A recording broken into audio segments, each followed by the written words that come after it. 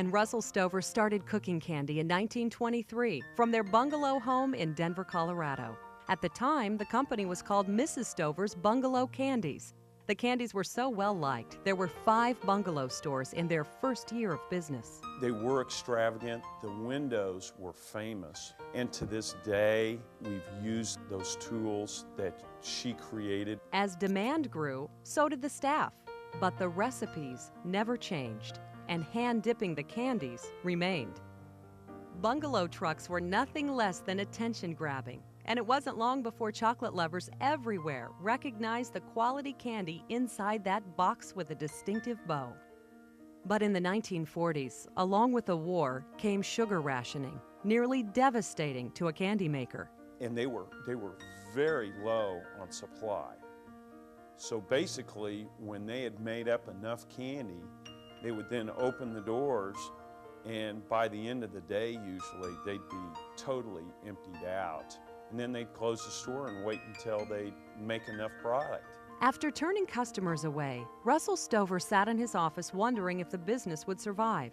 By 1953, the toughest times were over. Russell Stover Candies celebrated its 30th anniversary, and the Stovers were finally allowed to concentrate on making only the finest candy. Today's factory looks very much like it did back then. Assortment lines have grown. Boxing is more efficient, and the finished product sometimes moves itself down the line. But back in the kitchen, candy makers still handcraft each piece per Clara and Russell's original recipe. We're inspecting the cherries. To make a cherry cordial, giant copper vats spin the sugar coating, which will eventually turn into liquid around the cherry. Then each piece is hand-dipped. Thick swirls of chocolate on top. Then dippers tap the next spot on the tray to add a second layer of chocolate on the bottom to prevent cherry juice from leaking out. They do this more than 25 million times a year, the largest maker of hand-dipped candies in the U.S. To make that layered taste inside a peanut butter crunch, in a few minutes you'll start seeing the peanut butter come through. It takes 2 candy makers and some muscle. A lot of what we do could potentially be automated, but really everything that we do is driven by the freshness of the product, because if you don't have fresh product, you can call it candy, but it's not really what people want to eat. For Butter Almond Toffee Crunch, the Ward brothers had to design special equipment. Because it fits the way we make candy.